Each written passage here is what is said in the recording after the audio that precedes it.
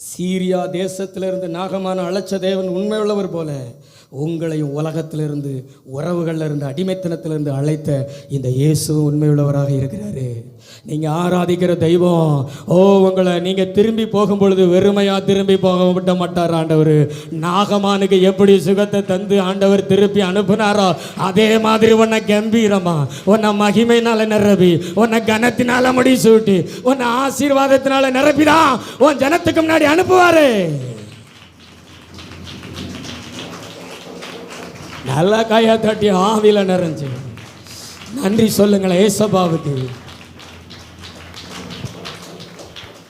ஆண்டவரை நம்பி வீட்டில் இருந்து கிளம்பி வந்த நீங்கள் வெட்கப்பட்டு போக மாட்டீங்க.